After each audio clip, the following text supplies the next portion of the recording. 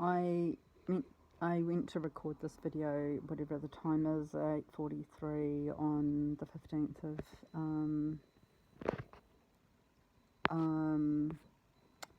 oh wow, I just heard from someone that I didn't expect to hear from. I expect that did not show up on this. I don't think that what pops up on the screen shows, but that's exciting. That's quite good. Okay, very good. Because I've been blocking people, like anyone I think has been, poisoned against me. I'm just like, not fucking around. Like, this is what survival mode is. It's just like, I'm not giving people, there's no second chance. There's no second chance. And the thing is that it cuts out a lot of people who could be allies.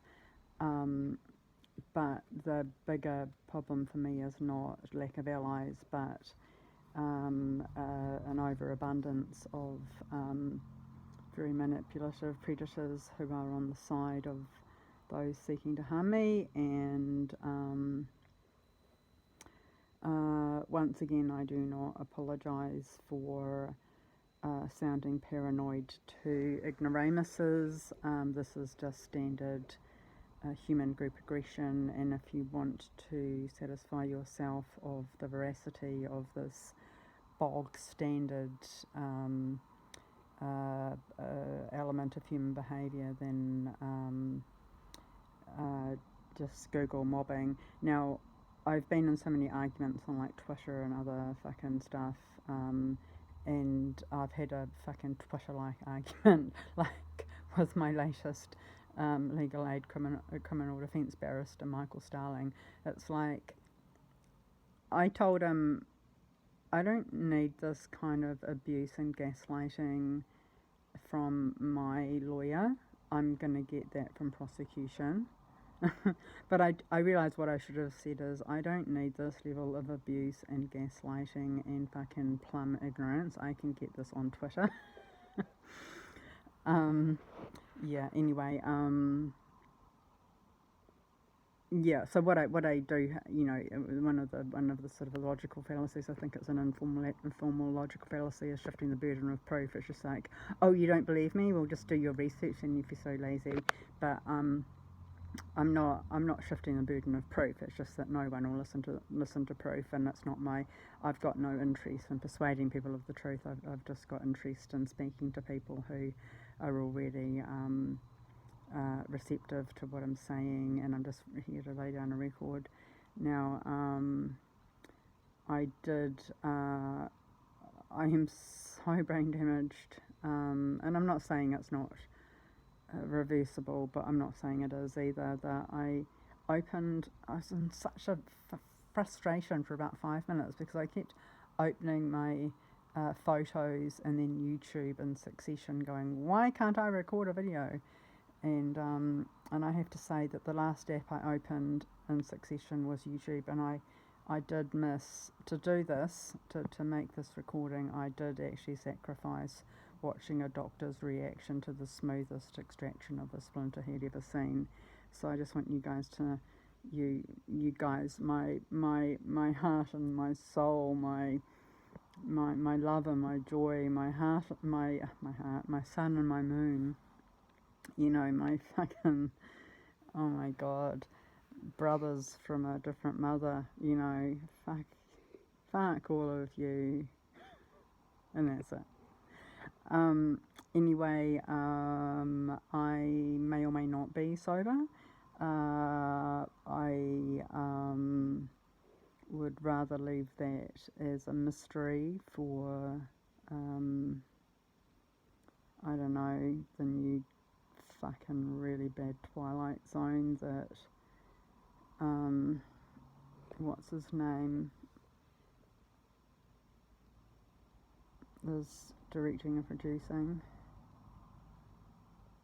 Oh my god, like, Get Out was so good.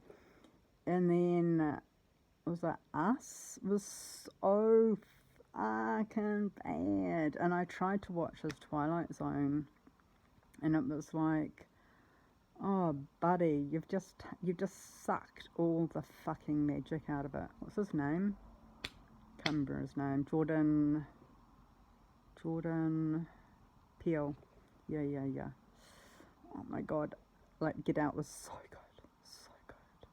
Anyway, yeah, I'm still gonna I'm gonna keep you guessing, am I sober or drunk?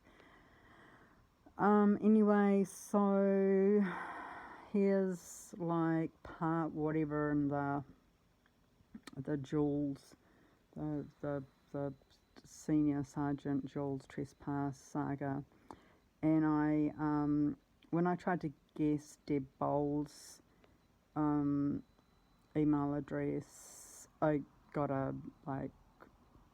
didn't get through, no such address at police, but I mean, she may be Deborah Bowles or something. I mean, I'm not going to go through those permutations. I mean, it's her responsibility. She told me who to contact. It's her responsibility to pick up the messages or not. So she is now criminally culpable.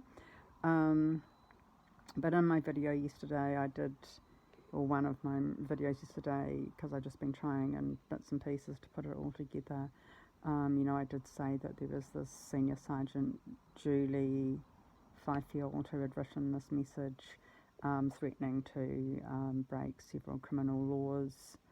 And so I did a bit of a test to see if I could email her personally after sending a message to her through various police email addresses, including Bonnie Smith too. And of course no one at police replies to me. What they do instead is they just come in, like, I think they go around a table in the war room and they just go, what can we get her for here? And they come and try it on, and so they've already broken the Trespass Act because they're not allowed to come here for anything that isn't strictly lawful. Now, pretending to come here for a lawful reason is not the same thing as a lawful reason, so they are totally prosecuted. But I thought I would give Jules a bit of a try, and I test. I haven't got anything back coming back saying that the email address doesn't exist, so I assume that she's got it, and I've sent her about 4 emails now, as I always do. Like for every one email that I send someone, I have to send them actually 4 emails, because I've got to correct two lots of typos, and then I've got to add someone I forgot, and then I've got to do something else, and no fucking apologies, because you cunts are the ones making me fucking brain damaged. And I think I might start with my most recent one to her, because it's very pertinent, and I would say it's rather topical. It was quite topical, because the crazed fucking, I mean, I wouldn't be surprised if she herself were a crackhead, who arrested me on the 13th and first on the 6th. Not the 6th, the fucking whatever it was. I have it on record, I've got it all recorded. Yeah, just another fucking, like, really unhinged woman hired by police. I certainly believe that whoever fucking, like, signs her up, takes the oath and goes, I totally believe her. I really believe she's not insane. I really believe her. I think appearances are deceiving. Like, just an unhinged fucking crack whore, with or without the crack. I don't think she needs the crack to be a fucking crack whore. I think that's just her personality.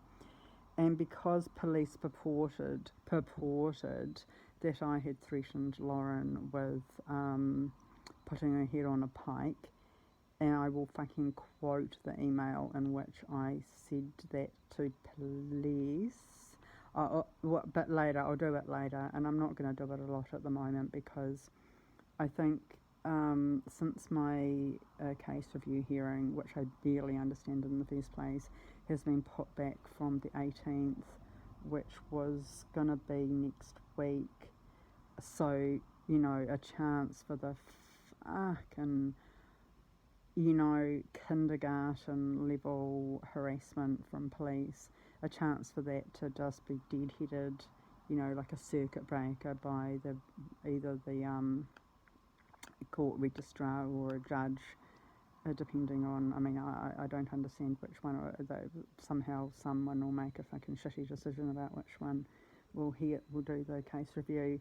It will just be to see what charges have any basis to carry through and which really deserve putting police prosecution in a corner to think about what they've done for fucking wasting everybody's fucking time, which they just do constantly. So I'll start with the disclaimer, because I think the disclaimer is quite important, and it's also probably quite amusing too, because I do get quite amusing when I'm drunk, if only to myself. So I did write to Jules, and I did test to see if it failed, and I'm sure it's got through to her, because, yeah, as I say, other ones haven't, so I've got a good comparator. Anyway, I did send her an email, and I'll read that in a bit, but I'll send the one that I followed up with, because I said I used the metaphor pull the trigger, and because police came in full force, like they were arresting Pablo Escobar, because I had supposedly threatened to put Lauren's head on a pike, which police know that I didn't, because it followed directly. I followed that quote directly with, "Don't get excited, coppers, it's a metaphor." You know, so as much as I welcome police breaking the law ever more,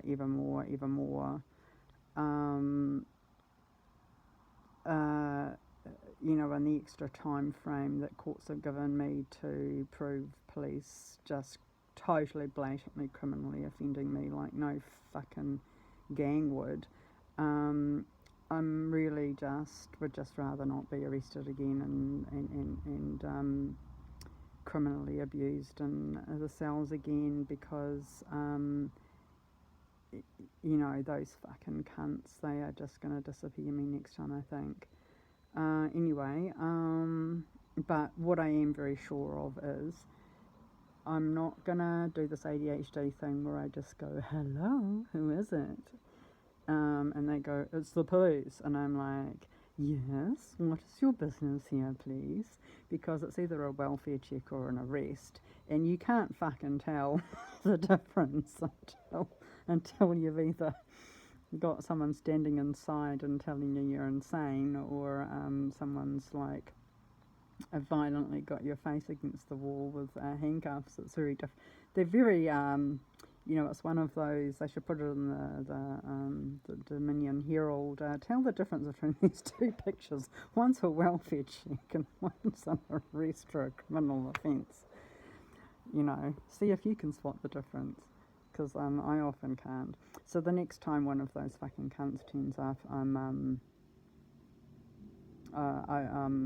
I've got to just say, note to self, and put a note on the door saying, next time it's the police, check who they are, don't even ask why they're here, just drink the poison, and then by the time they fucking batter themselves in, you're going to find someone and they're fucking morons, they're not going to know what I'm dying of, and they're probably not going to call the hospital either, because they know they've done a boo-boo, and then someone later will find my body in a crevasse in the I don't know, probably I'll just end up being one of those bodies up in Mount Everest. I think that's when New Zealand police put their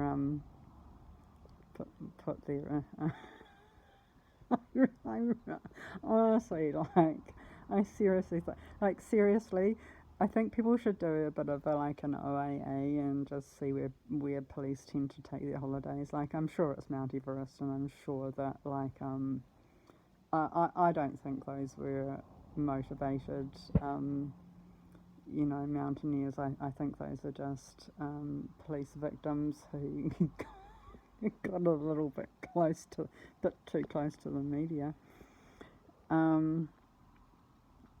I mean, fuck the police, and because I'm drunk, I just mean that in the fondest way possible. Fuck you, fucking cunts. Like, fuck you, darling pieces of shit. So yeah, uh, unlike most, one of the characteristics of Asperger's, and I approve of the term Asperger's because even though autism's on a spectrum, as I've said before, it doesn't mean that we can't divide the spectrum into useful chunks. We divide all sorts of spectra into useful chunks. So just because something can't be um, like theoretically divided into, because there's scale, like something can be, things can be distinguished by type, by category, or by degree. And obviously, a spectrum is something that cannot be characterised or differentiated by type. It has to be done by degree. But it doesn't mean that we can't impose some useful categories upon those, because that's what helps us. I mean, really, do I really have to? I mean, if I have to explain why, then that's just cementing my reason to fucking kill myself, because I really just do feel like as people know, if anyone's been watching, like I've talked about, I am extremely smart, and it's not, I'm wickedly intelligent, and that fact is not arrogance, it is just stating a fact. And it is a fact not only that I have observed myself, but it's a fact that has been stated to me by very, very, very many people. And that includes, psychotherapists, close friends, including psychopathic close friends, academic, what would be in America professors, but they're senior lecturers, like all sorts of people, and psychiatrists, the whole fucking thing. I am extremely intelligent.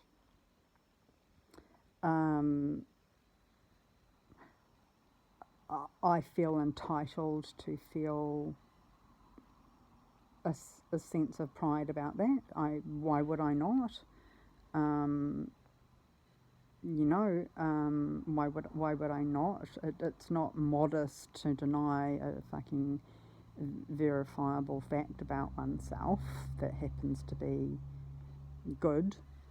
And I also have made it clear that I don't think it makes me better than anybody else. In an overview sense, I don't think it makes me a superior person. I don't think I'm wise, as I've said several times, I don't think I'm very wise. Like, I don't have a lot of wisdom. I'm quite immature in that sense. I'd like to be wise. Wisdom seems more important than intelligence. And I certainly don't benefit from my intellect. It just alienates me from everybody. I'm not beautiful. I'm attractive. I'm certainly attractive, but I'm not beautiful. I think I've got a pretty good handle on myself objectively. I'm not boasting, it's just that I am extremely intelligent, and I don't have good judge of character, and I've always said that, like, I don't have a good judge of character, and I always wondered why I didn't, because other people would say, I've got a good judge of character, and I'm like, how do you get a good judge of character? I haven't got a fucking clue.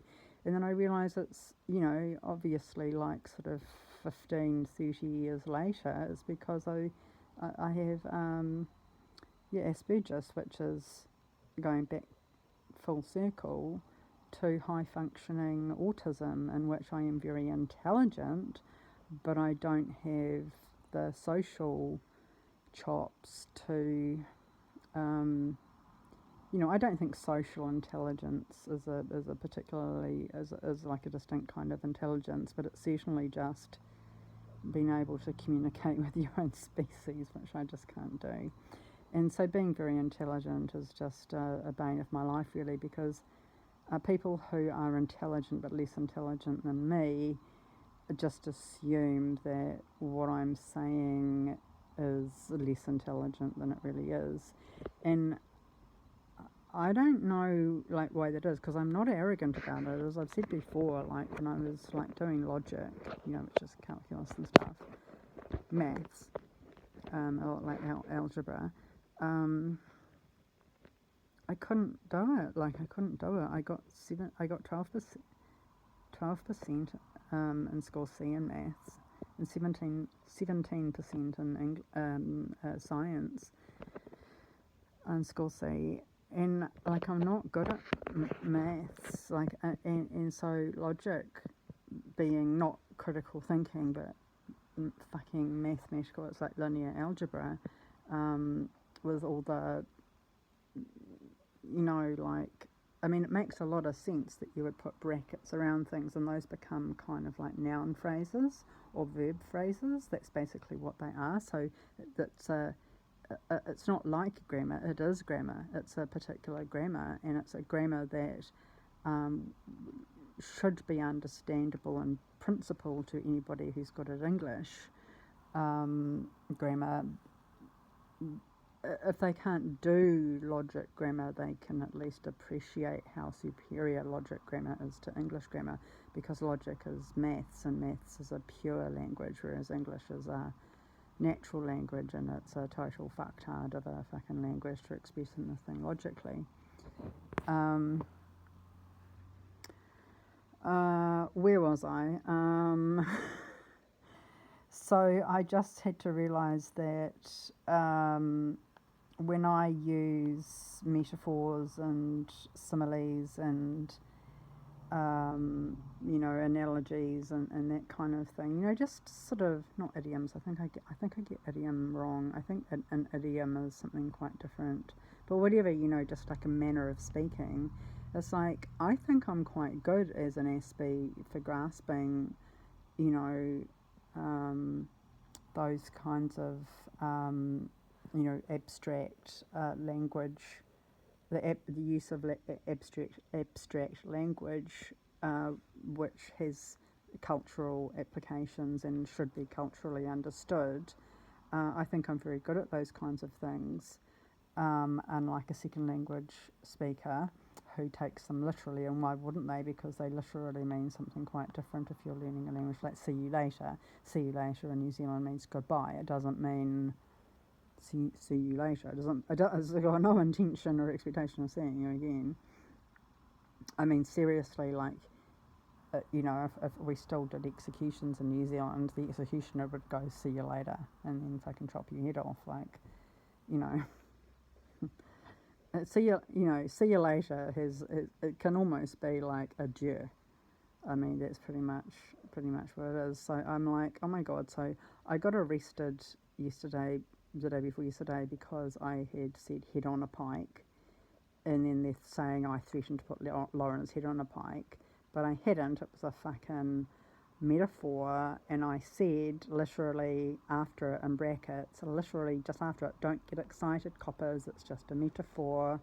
And not only is it a metaphor, it was a metaphor for legal consequences, lawful legal consequences, not just getting even with her. Like, they are so fucking bent, or the dispatch is just so fucking incompetent. Like, I'm thinking an Idiocracy where he goes to the doctor because he thinks something's wrong with him, but he thinks something's wrong with him because he's woken up in the future, and he's just like, oh my God, I think there's something wrong with me. So he goes to the hospital, St. God's Hospital, and he goes to the desk to get like triaged by the triage nurse, and the triage nurse is just like this slack-jawed, oh, and he was explaining, and she wasn't even speaking, it was just like automated voice going, what are your symptoms? And he just had to like point to or touch one of the buttons on the kind of physical like dashboard in front of him, and like, well, I'm not pregnant and I'm not vomiting, and I'm like, and then there's one that had a question mark, so we just pushed the question mark. And then Justin Long, oh my God, like, I'm not a Justin Long fan, but fuck, man, like, that was his moment. Like, oh my God. so fucking good. And I just feel like when I go to, I don't even know what I was fucking talking about. Oh, that's right. Like when I try to tell people about, like, I'm totally fucked, I'm totally neurologically damaged, I cannot cope, like, my brain's not working anymore. Like, it's working better than most people's in many ways, apparently on the surface, but underneath the surface, it's all fucking right up here, and I'm just like, oh my god, it's like a fucking thought face hugger. You know, that's basically what it is. And I really wish it would just come out of my chest in the police cells and maybe they'd finally get it. But it's like every time I try to explain to police or anyone I'm referred to get some help, they all come back to just the slack jaw, like moving it around to, mental health crisis. It's like, it's not a mental health crisis, it's a human rights crisis, you fucktards. Anyway, so having emailed this to Jules, saying that next time a welfare check is inflicted on me, and anyone who's followed my intriguing saga so far will know exactly what I mean, but they will be excited to know I've actually managed to email, I think, one of the protagonists. I say, just had to make it clear that pull the trigger is a metaphor like head on a pike is. Because I can just imagine the police going, fucking police, and coming in here like I'm, you know, again, Pablo Escobar or whatever. I said, I do not have a firearm. I am from Wellington. The last time I fired a round was when I was 12 in about 1990, when some family friend in Ringora, or Ashley, which is where they're both north of Christchurch, and fuck knows really where. Ringora is sort of near, it's inland from Kaiapoi, and Ashley, I've got no fucking idea. These are just it's just a name from my childhood. Ringor and Ashley taught a bunch of us kids how to shoot using, you guessed it, tin cans and a fence and a rifle. I believe no cans were harmed. I remember mostly the importance of avoiding kickback to the clavicle. And then I say in brackets, maybe it was a shotgun, because I'm not totally sure of the difference between the two. And I said, this training has been precisely as useful to me as that to survive brown bear attacks, which I'm obsessed with, as my YouTube history will show. Quicksand, alien abductions, and getting lost in the Bermuda Triangle, which are all things as a child that you learn are very serious threats to your life when you get into the adult world. And then, so I'm just going to repeat that because I think I missed the dramatic, the comedic and dramatic effect. I believe I'm just going to repeat that because you know, on the off chance anyone wants to quote me and you know, in a clip for some major news article in maybe like Seattle or Texas, being, you know, pretty close sort of ideologically.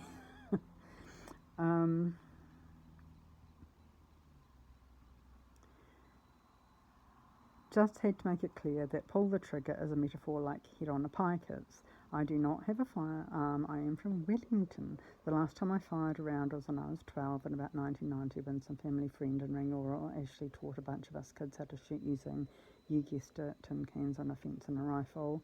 I believe no cans were harmed. I remember mostly the importance of avoiding kickback to the clavicle. Maybe it was a shotgun. This training has been precisely as useful to me as that to survive brown bear attacks, quicksand, alien abductions, and getting lost in the Bermuda Triangle. And I finished with panache, writing, coincidentally, all of the above I would go through in succession instead of one more police welfare check. Yeah, anyway.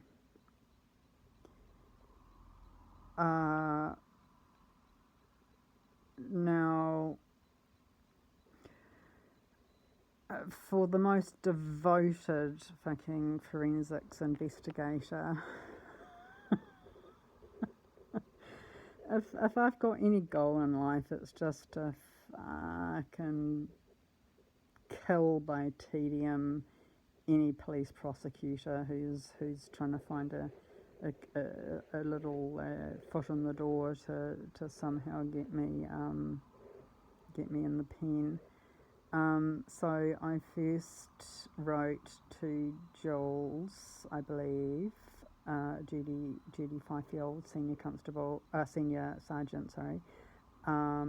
After my check, let's just see if this goes through, or I get a webmaster saying this is undeliverable because no such address exists. So I'm pretty sure she's got this. So 15/9/2023, that's today. I sent it at 7:43. And I wrote, "Hi Julie," and then my habit is to always write the subject line, or to copy paste the subject line after the greeting, kind of like in a memo, like a memo, not a legal memo, like a business memo, just to copy it again, because the metadata of a message can get lost depending on which kind of server or which kind of client is processing the message when it's been transferred to different parties. So I always put the subject line, so I always know who it is, and I quite often will go, "Hi Julie, CC, whatever," and sometimes I go BCC, never you mind, because that's helpful to me to look back on, and it's also a good indication if any forensics person wants to sort of understand what happened. And yeah. Anyway, I said, "I believe I know you as Jules, having been introduced a bit sarcastically by John, H without an H, at Papanui on 6 September when I trespassed police from my current home, also in Papanui, and you and John thought that was a gas. And as I've indicated previously, just as an aside, this is not to Julie, I do have those recordings, and I haven't broken any laws. I can use those in court. It's no issue at all. If that's not you, then please correct me. If it is you, then I believe I first met you at Central in the Cells area, whatever it's called, after I'd been fraudulently arrested, assaulted, and then fraudulently charged by the previously hinged Helen Mullis. I actually meant precariously hinged. But I think previously hinged is fine. I think that's a more generous interpretation. It's sort of giving her the benefit of the doubt that maybe once she was hinged. Kudos. The previously hinged Helen Mullis on 4 July. If that was you, then you wore a mustard or perhaps brick-coloured turtleneck sweater and were behind the counter.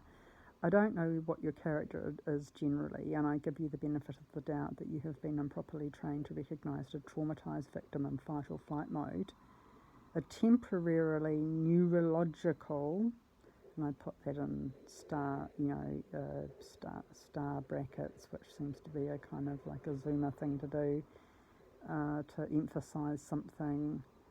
I don't know if it might be a shortcut meant to, on some fora, to actually turn it into a, to put it into bold or underlined or, some other sort of formatting system, but whatever it has a universal sense of emphasising something, so I put those stars on either side of the word neurological. So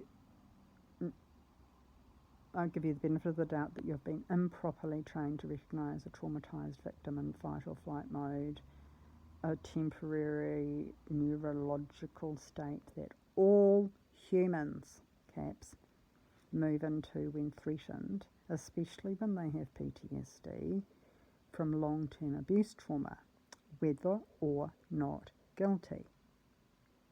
And that's very important. whether or not guilty, because you can't doubly guiltify someone who's guilty by having a trauma reaction. That doesn't prove they're more guilty or confirm their guilt. It's just simply that they are having a trauma response to being arrested. It's neither here nor there in their criminal profile. It's just a neurological response that all humans have. Piece of dickwads, man. I said a violent arrest will set anyone into that state. And then police abuse is further, I believe I meant furthered, by expecting our trauma response to represent our characters.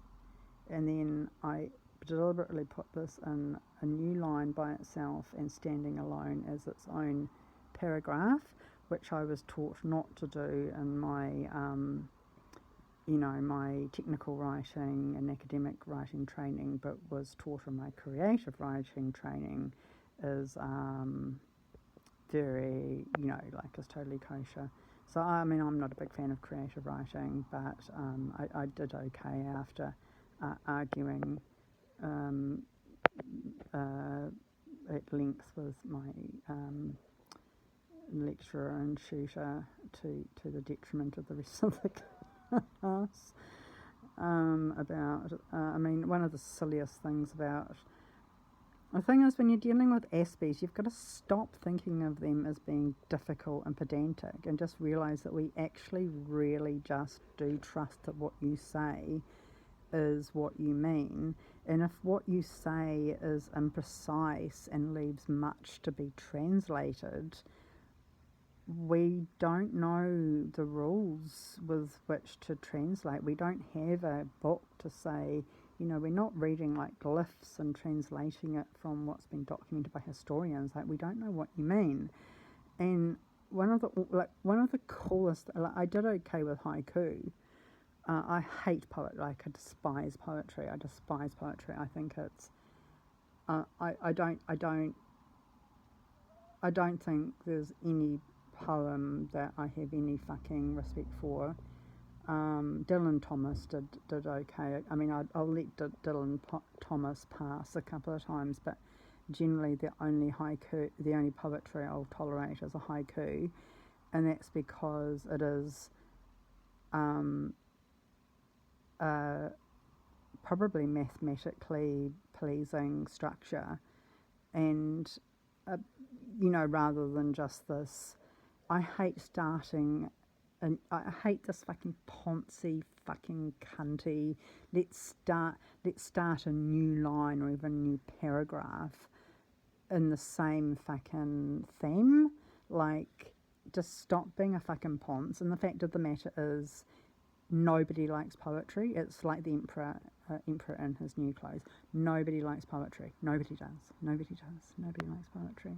No one does. People like poetry like people like listening to other people's dreams. You better have a fucking interesting dream. And the only interesting dream I've ever fucking heard was by an ex-friend called Erin McGuinness. And it was the best fucking dream I've ever fucking heard of. And I tell this story so many times, and I'm going to tell it now. Okay, so I'm going to tell this now. So this is back when Erin and I were both working at IAG, but I was working in NZI Broker Claims and she was working with all the other fucking kids, because we were growing ups in NZI Broker Claims, and the kids all worked for corporate partnerships in IAG, and I don't know what that's called now, but I think it's all subsumed under... It's either like gone under state, which I'm insured with, or just goes under one of the banks like BNZ or one of those, like, CPS corporate partnerships. So a lot of CP was just anyway, whatever. It was just like those were the kids, just the fucking kids, the colour youths, and us, and we in NZI Broker Claims, we were the grown-ups, and really never the twain shall meet, except when it came to smoko. And so Erin and I go out for cigarettes, and she told me the best fucking story. This is outside the BNZ Centre in Wellington, like on oh my god, Williston Street corner in like 2006 or something. I still remember this, and I still tell this as an anecdote. I often tell other people's anecdotes because they're just so great. So this is the kind of dream that I approve telling other people of. If you don't have a dream this good, don't just shut the fuck up. And if you don't have a poem this good, just go kill yourself. I know I'm going to get arrested for online bullying. So she had this dream where this is when Snoop was still Snoop Dogg, and he hadn't quite gone into Snoop Lion, and I don't even know what he fucking is now. I haven't. I've missed a few pages in my scrapbook at this time. I think he might have dabbled in Snoop Lion, but anyway, he was still Snoop Dogg. Definitely not Doggy Dog. Maybe just Snoop. I don't know. Whatever. She had a dream that she was shot by him. And she lived at home with her parents. This is true, not just in the dream. And she was lying there on the ground, like, with this bullet wound, and she was sort of, like, definitely gonna, like, bleed out if she wasn't given medical attention, but totally salvageable if she was. And her parents were, like, gathering around her and cradling her head in their laps, going, "It's okay, darling. We're going to be here with you until your last moment. Don't you worry, we're never going to let you be alone while you die." And in the dream, Erin was going, "But Mum, Dad, I don't think I need to die. I think that if you just take me to, like, ED, they'll probably, like, be able to save me." And her parents are going, "I know, baby, shh, it's going to be okay. You just relax. Just fade away, go toward the light." And Erin was still arguing, I don't think I need to go toward the light. I think I could just go to hospital and I could survive." And her parents are going, "Yes, I know. And that was, like, the funniest fucking dream. And I've, like, I think Erin told it better than I did. Excuse me. So, yeah, unless you've got a dream that good or a poem that good, just don't bother me with it. But what I like as an aspect about haiku is that they have a fucking structure, and the structure is mathematically beautiful. Was it 979, 797, whatever it is? But my creative writing lecturer, tutor, I think she was both, because I started off doing a comms degree before I moved back to a BA to do linguistics and philosophy. But it was all, like, comms just involved a whole load of, like, different writing things, and I was, like, really resentful having to do creative writing, but it was a core subject, unfortunately, so I had loads and loads of arguments with the tutor at the expense of all the other people. The number's like 31 and they were all like 10. And she's like, "Okay, so this is going to be like, we've looked at some haiku, but now we're going to do our own haiku for this assignment. And bear in mind, this is a modern haiku, so we don't have that limit of that line structure. It's just reasonably fluid, just, just keep to the general concept, but you don't have to, like, bind yourself by these really restrictive sort of rules." And I had no idea at that time that I was autistic, but I was exceedingly troubled by what she had said because it gave me no indication of what I was supposed to do. So I put my hand up and she was like, "Yes." And I said, "So we don't have to stick to the line structure?" She said, "No." And I said, "Okay, so I'm sorry, how do you define haiku then?" She's just like, "Well, it's just a short poem." And I'm like, "It's just a short poem." "Okay, well, how short is short? Like, what differentiates short from long?" And she's like, "Well, just use your judgment. It's just a short poem." And I'm like, "But how many words can I write?" She's just like, "As many as you want."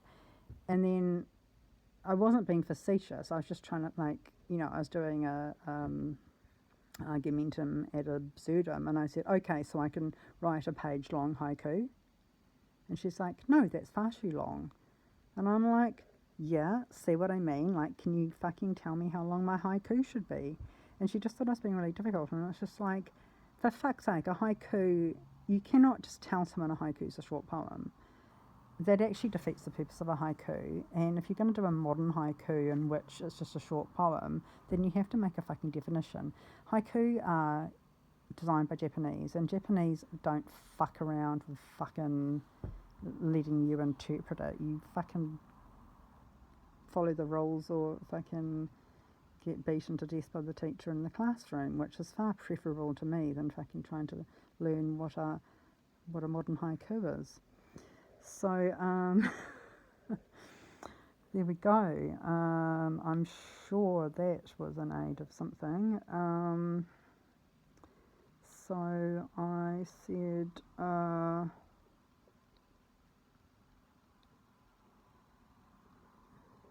not quite sure. I think I'll go into paragraph 3 of my first email to Jules. I don't know what your character is generally, and I give you the benefit of the doubt that you have been improperly trained to recognise a traumatised victim in fight or flight mode, a temporary neurological state all humans move into when threatened, especially when they have PTSD from long-term abuse trauma, whether or not guilty. I'm waiting for what triggered me to go into that fucking rant about haiku. A violent arrest will set anyone into that state, and then police abuse us further by expecting our trauma response to represent our characters. Would they pretend to expect that? What was that? Oh, then I said you, if it was you on the 4th, sneered at me and said I was clearly a psychiatric case. I told you to shut the fuck up, you know nothing about me. Here you go, see attachment called 2923. 2023 0303 discharge summary, and that was from Neil Jameson. It may not be self-explanatory as it only initially obliquely refers to my first admission to Hamilton Hospital under the Mental Health Act on 7 December 2022. Gives more detail about that later in the report. The doctor who wrote it was a house officer, so in brackets beneath the registrar, which I got fucking very low. I do not have high hopes of any cop understanding what a registrar is, but reviewed and signed by the experienced psychiatrist who supervised the HO. And I wonder if, I do credit Jules' ability to realise that HO is an abbreviation of house officer. This letter was written after my discharge from Hamilton Hospital, where I was voluntarily read under strong recommendation for trauma treatment and off-label assistance to solve the cause of my suicidality. Not primary mental health disorder, but mental distress and neurological damage from secondary to 16 months of abuse in the community with no help. And then I say in bold lettering, police wouldn't help me. They turned up about once a month to refuse to stem the criminal harassment of me and just refer me to crisis resolution, which, unlike its name indicates, is just mental health nurses dishing out entry-level advice about mood management and assuming that normative reactions, and I say normative because even though they are self-destructive in the long term, they are evolutionarily adaptive. So it is normative rather than simply common, or it's normal it's normal in the normative sense rather than normal in the usual sense. Like binge drinking is normal in New Zealand, and if you interpret normal as usual, but it is certainly not normal in the normative sense. Like it's certainly not it's clinically abnormal, as in pernicious. My suicidality was not primary mental health disorder, but mental distress and neurological damage from secondary to 16 months of abuse in the community with no help. Police wouldn't help me. They tuned up about once a month to refuse to stem the criminal harassment of me and just refer me to crisis resolution, which, unlike its name indicates, is just mental health nurses dishing out entry-level advice about mood management and assuming that normative reactions to inescapable human rights abuses are no more than a resilience problem. These visits were so frequent and so nasty and frightening, in brackets PTSD, that I came to recognise them as civil harassment.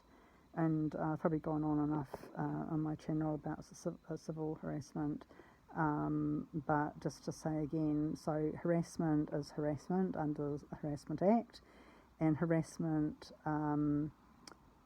comprises a combination of any of specified acts under certain circumstances. Now, civil harassment doesn't limit specified acts at all. It doesn't qualify them at all.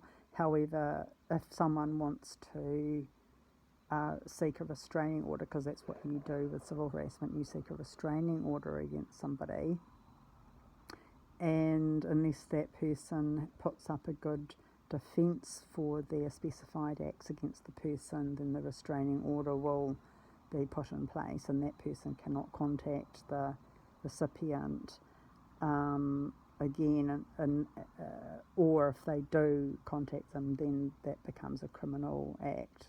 It becomes criminal harassment. And as I've said, people who go, "Why didn't there was no intent to harass you?" And it's like, that means that the harassment is civil, not that it didn't happen.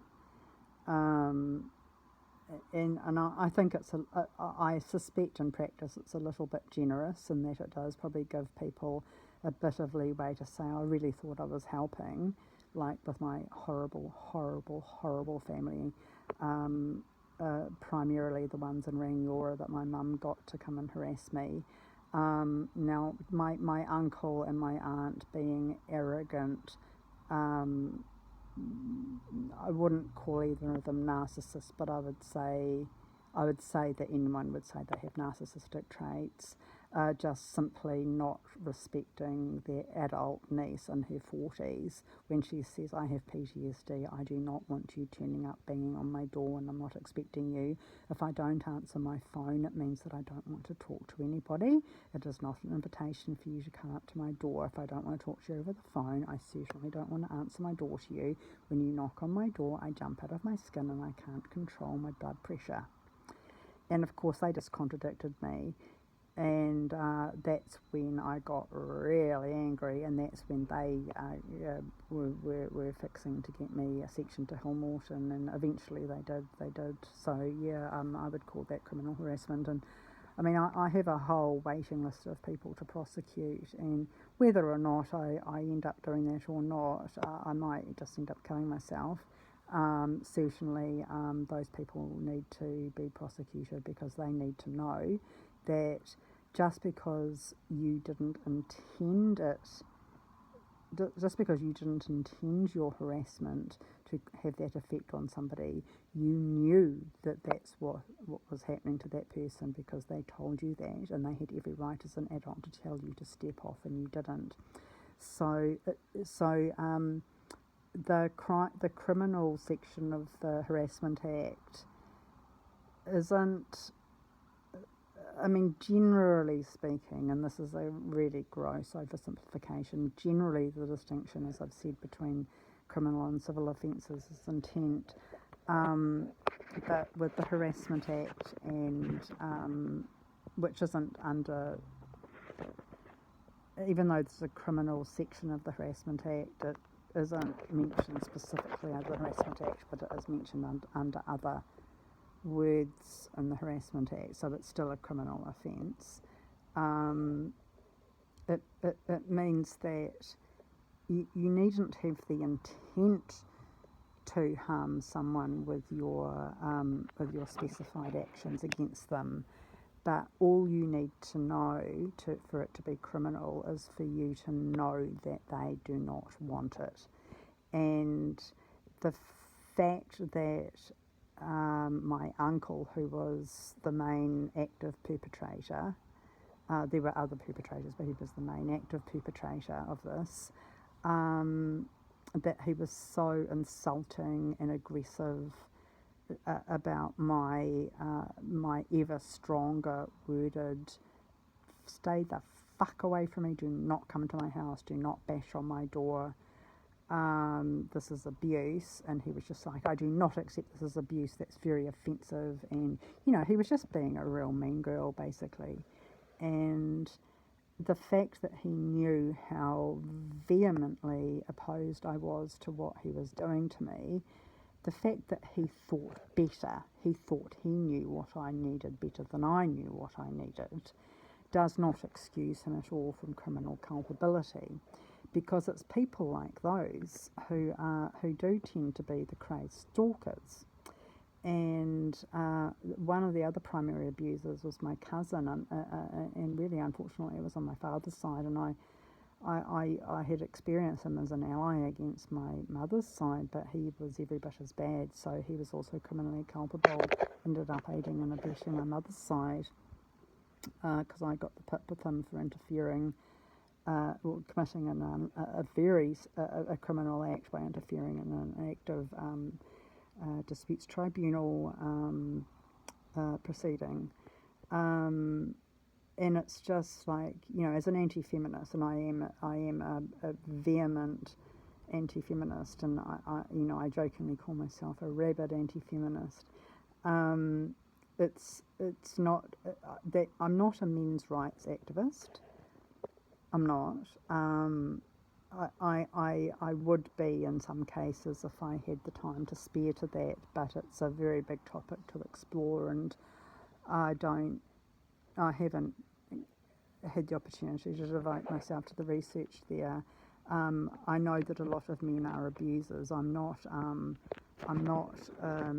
anti-feminist in the sense that so many anti-feminists masquerading as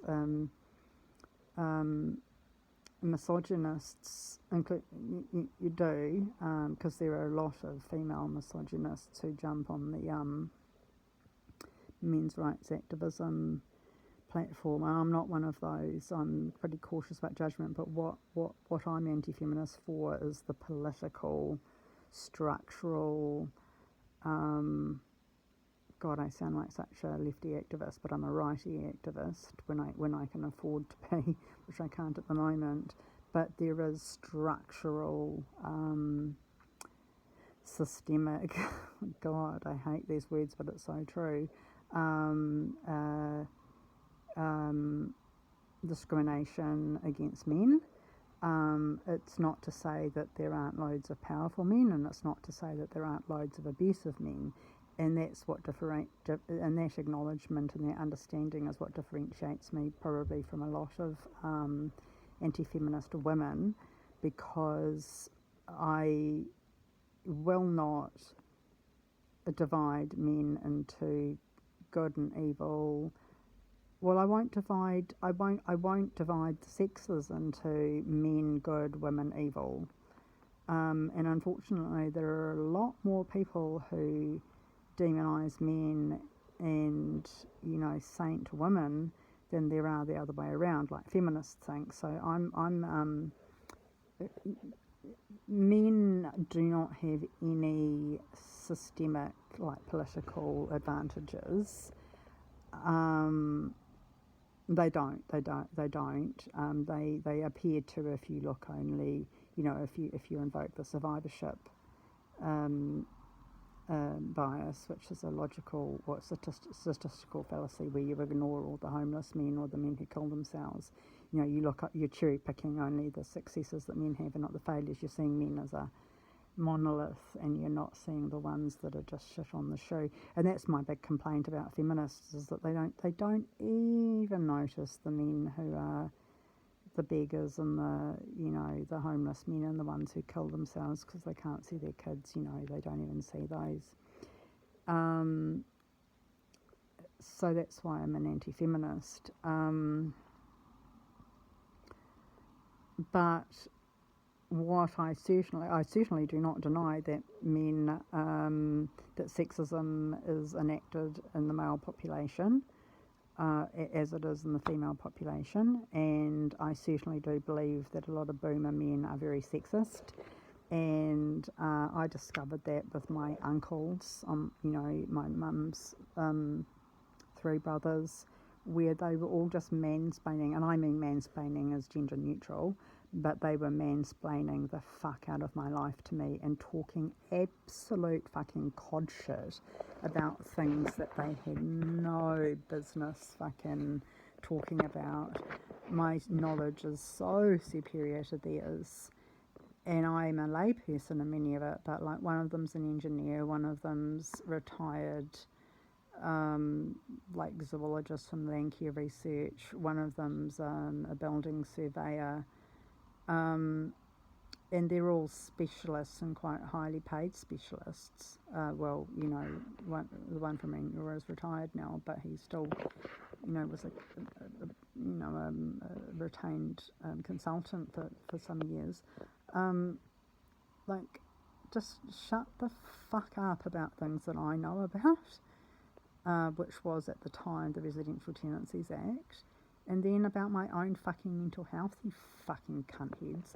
So yeah, I mean, I find boomer men very, very sexist, and all of them are, well, I don't know about the engineer, but certainly the other two are very left wing, and I just find the most vocal left wingers the most cowardly fucking creeps on the face of the planet.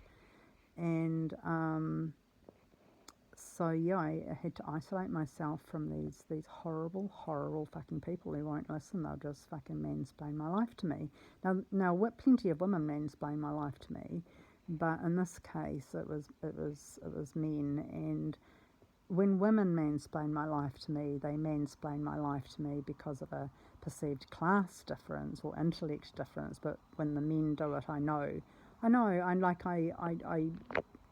feminist science is very low quality because feminists, like most people, don't understand science, how to do proper like statistical, you know, analysis, like avoiding, you know, confounding variables and making sure there's a control and all that kind of stuff, like just making sure that you're analysing the set that you mean to analyse, not capturing other things in there.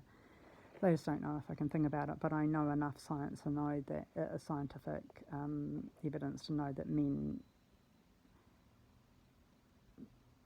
certainly, I mean, the sexes do have very sexist ideas about each other, especially of that generation.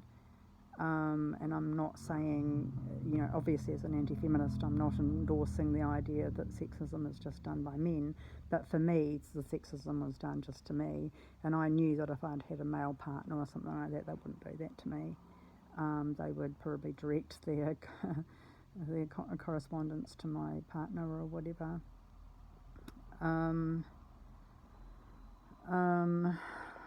sure I was going somewhere with this, but look,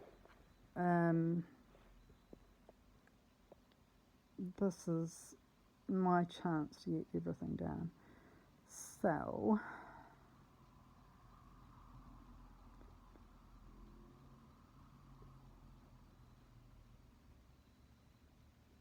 I think I got to the bit where it's about Helmorton, but I'll just repeat this. But oh yeah, so the end of that paragraph was,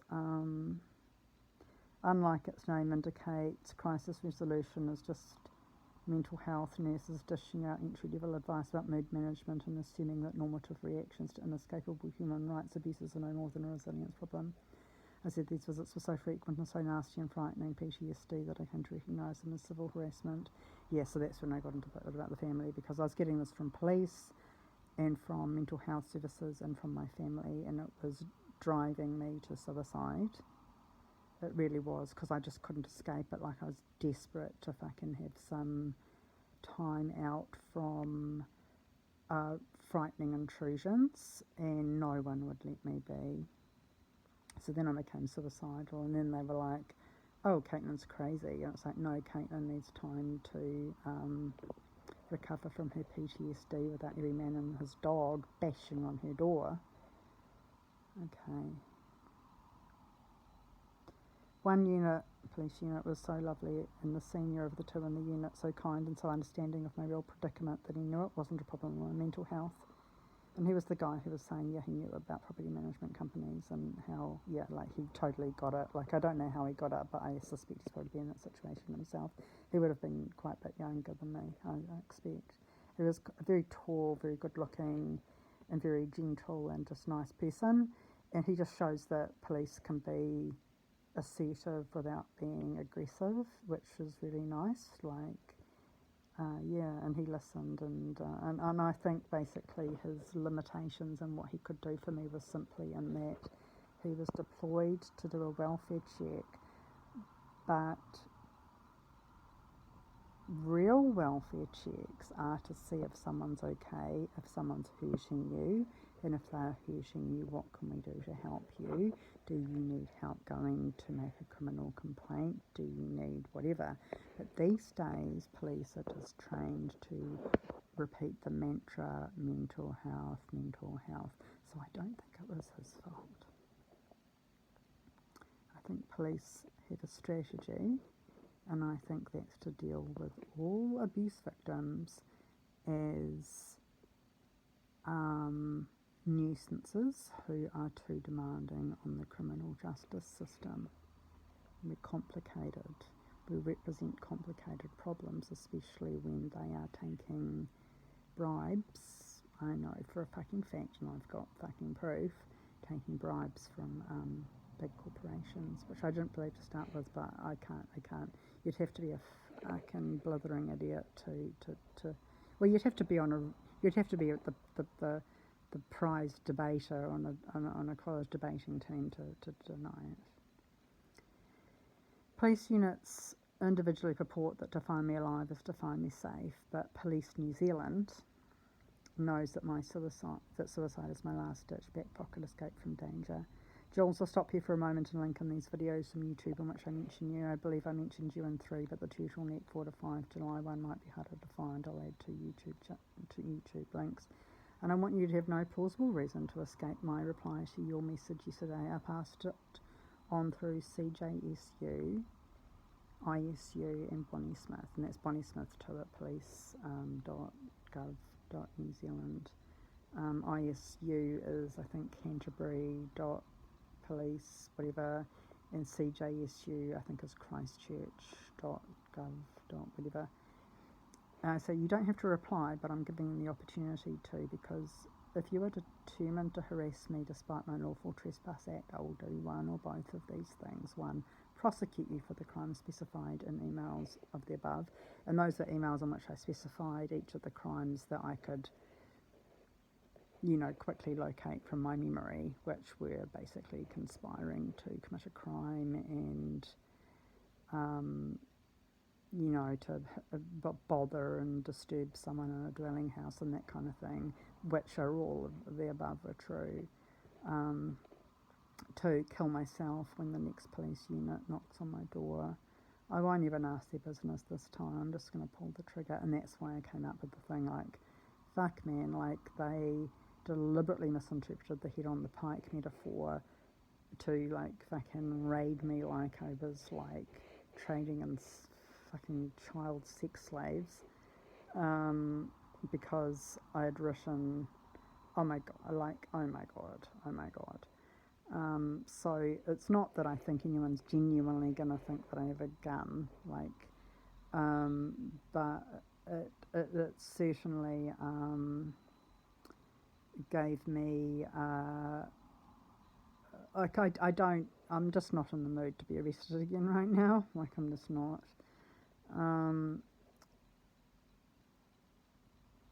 Yes, I said I won't even ask their business this time. I'm just going to pull the trigger. And by pull the trigger, I mean like I've already started planning a very, very quick death, and it won't be. I mean, I've already got the stuff here. That's just household stuff. And it's not going to be nice, but I did some pretty nasty stuff in the cells a couple of nights ago. So I did some nasty stuff to myself that didn't work. Well, I mean, it might work in a very slow sense, but I know now that I do have it in me to just swallow back something that's probably going to make me, it's going to be like a bowler basically. I'm going to start bleeding out from the inside. It's just stuff I have already, and I'm just going to make it very sure that, well, no, I'll just keep reading what I said. So one, like if you, I was basically giving her the opportunity to retreat to threat, because it was a threat. It was a threat of criminal harassment and more. It was a nasty threat. She knows exactly what she's doing. She may not know that it's a crime, but that's why ignorance is no defence under the Crimes Act or other criminal legislation. It's because you know what you're doing is wrong, and if anyone should know what they're doing is a crime, it's a senior fucking police sergeant. And so what I said was, I'm giving the opportunity to reply, because if you are determined to harass me despite my Lawful Trespass Act, I will do one or both of these things. One, prosecute you for the crime specified in emails of the above, which I've said I've already sent to others, but it's about, just a handful of things off the top of my head that I've, searched under sections of the Crimes Act and quoted. To kill myself when the next police unit knocks on my door, I won't even ask their business this time. I'm just going to pull the trigger. So I'm going to, I don't want to, but I more and more want to. Like, it's going to turn into something that I actually want to do pretty soon. And it's getting easier and easier to want to. And the next police unit knocks on my door. Seriously, I don't know if I can care. As I say, I'm going to pull the trigger. You know that the next unit that breaches my trespass order is a murder commissioned by you. And I'm writing to you tonight to get a gauge on your intent. And then I link in two videos, 2023-09-06, I trespassed the Popo. Both of these are on, all of the videos I link in are on YouTube. And then the second one from yesterday, which is 2023-09-14, Dear Snr Sgt Julie FIFIELD. And then I say, maybe you'd like to watch these two. And I just picked a couple that I think were probably going to be fairly relevant, including acknowledging that it's not necessarily, I don't think this is a police-wide conspiracy. I don't think that. But what I think it is, as I said in one of them, I hope it's one of these two, that it's just a hardcore of the bullies who then perpetuate these lies and smear somebody. And what they're doing is they're smearing someone not in their peer group, but someone in the civilian population who is extremely vulnerable. And that is...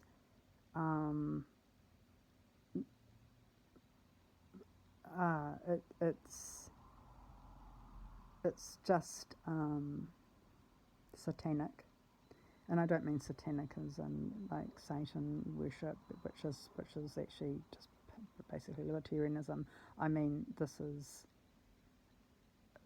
there's no words to describe the.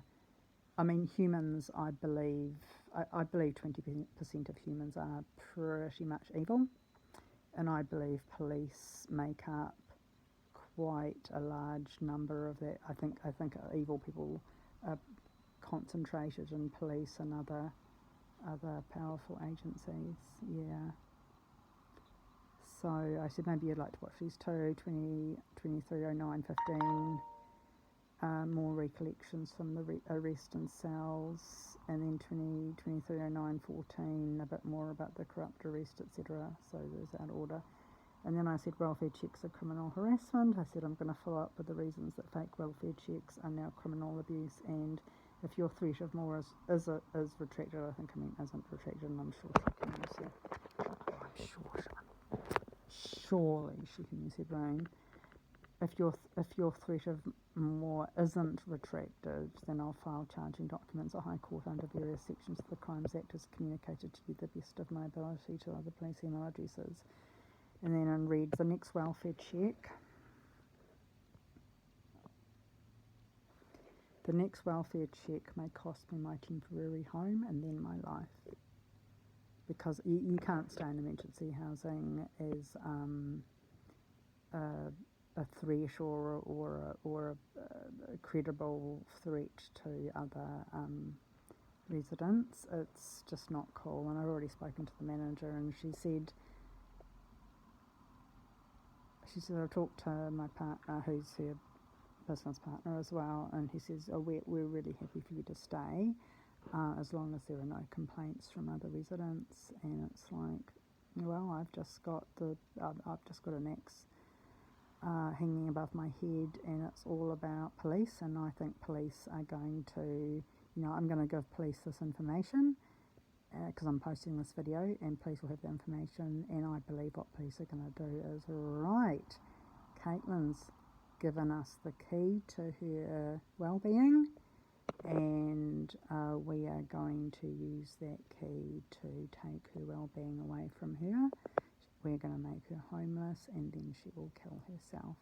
I think that's what police are going to do. That's what I think. I said, I cannot live on the street, Jules. I have nothing and nobody. And I really don't. Like, I went to my new storage unit today to sign up, and they wanted an alternative contact.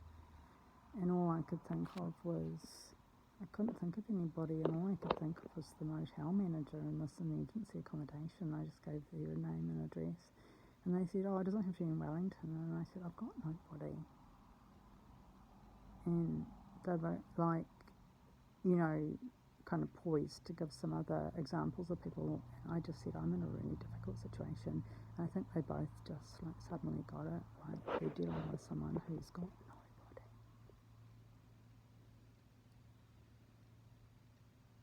And anyway, so what I did was I linked in from the police website, police.gov New Zealand /advice services /family violence /family harm approach resources non-desktop, I guess that means mobile, and I quote, I just selected a quote: family harm is a high priority for police, and reducing the number and impact of family harm episodes is a key police strategy. Police take every opportunity to prevent harm and reduce offending and victimisation. Police is committed to a prompt, effective and nationally consistent approach to family harm episodes in collaboration with other agencies, iwi, and with community partners. Family violence can be physical, sexual or psychological. It is not a private matter, it is a crime. Preventing and effectively responding to family violence is one of the greatest opportunities to improve the well-being and safety of our communities, and we all have a role to play. Remember, in an emergency, call 111. Your call could save a life. And the irony of that is, not only have police ignored every single one of my attempts to get help, they have perpetrated exactly family violence against me. Now, they're not my family, but they have done every single play in the family violence playbook against me. So after that quote I said and read, I called police so many times. And then it quoted, people experiencing family violence may be fearful or nervous, isolated or reclusive, sad or angry, but police act like anger is aggression, lacking in confidence, keeping secrets, worried about a loved one's reactions. If you suspect someone close to you was a victim of family violence, it's okay to get involved. You could save a life. You could ask them, are you okay? Is someone hurting you? Is there anything I can do? And I said, that's a welfare check. I've never received a welfare check. I've only received gaslighting and avoidance of doing anything to protect me. When I was arrested on the 13th, and then probably following through yesterday when I was released on the 14th, I told most people, you know that I'm suicidal, you know I'm going to kill myself because of police, you know I am. And all I got was basically, are you going to do it in the cells tonight? Like, that's all they care about. Like, they don't give a fucking fuck. They don't give a fuck.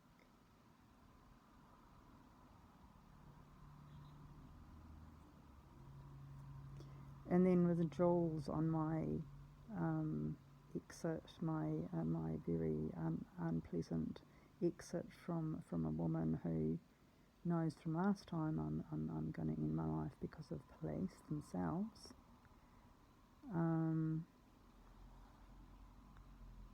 I said, do you know that I'm going to kill myself because I told you last time? She says, oh yeah, I know you did. So they all know.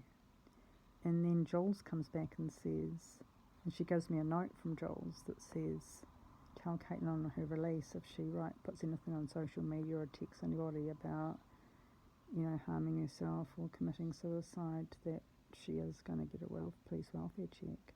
And it just shows how fucking evil the system is. So Jules is going to unlawfully deploy a welfare check on me by the police of the same police who are removing everything in my life that is preventing me from needing to die. Because I'm not depressed. I'm just being tortured to death by police and their pet fucking criminals.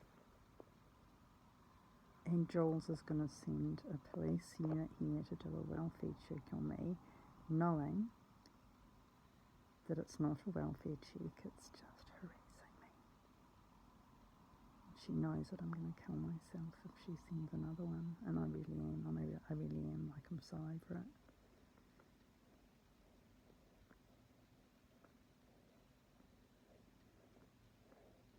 So I posted the link from the police website. It's publications / episodes, not incidents. So it's just, it's supposed to be the new way of policing that's derived from, research about humans and victims and what goes on beneath the surface, that police are supposed to be so committed to, protecting victims from, where you don't see each individual complaint as an incident, you see it as an episode in a long line, a story that culminates in disaster. And police are those incidents culminating in disaster. They are all episodes. Police are doing those, police are committing individual they're committing episodes. And in the end, the last episode is police murdering me.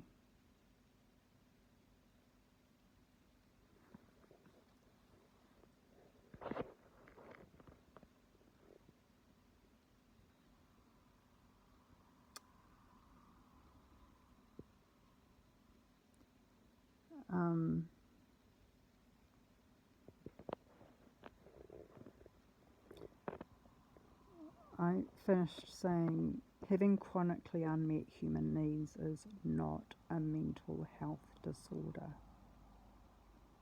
It's a human rights disaster, and my suicide will be a human rights casualty.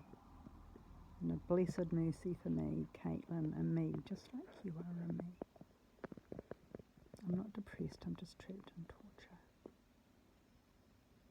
And then I linked in the video of me in a towel, the turquoise towel, and just saying we've got to band together, like those of us committed to peace have to band together. We can't be lazy, because the ones committed to war are organised, and I'm afraid police are committed to war, are committed in war against the vulnerable civilian population. And fuck me, I can't believe I'd ever heard myself saying this, but I want to watch 12 Monkeys again, because it's like, geez, all that shit I used to think was just left-wing fucking bullshit, or pseudo, that kind of anarchism kind of rubbish. It's like, oh my god, they're right. I don't know if they're right for the right reasons, but they're right. And I think if Jules wants to have a rethink of, it is quite possible that she's just acting on what she believes to be true, given the lies told about me on the police record by her colleagues, but she also may be a decent person who has made an egregious mistake and is willing to reflect on that and you know, do something to earn her privileges. There is no respect in being a cop unless you're doing police work. Just being vested with the powers of a cop doesn't make you a cop, it just makes you a fucking militia, really. No, and I am confident in saying that 70%, and that's being generous, 70% of the sales staff should be taken out the back and put in front of a firing squad, and the world would be a better place.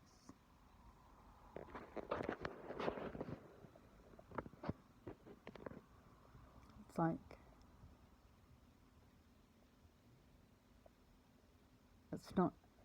it's not just me. It's not just me, it's so many vulnerable New Zealanders that the police are feeding on like fucking vampires.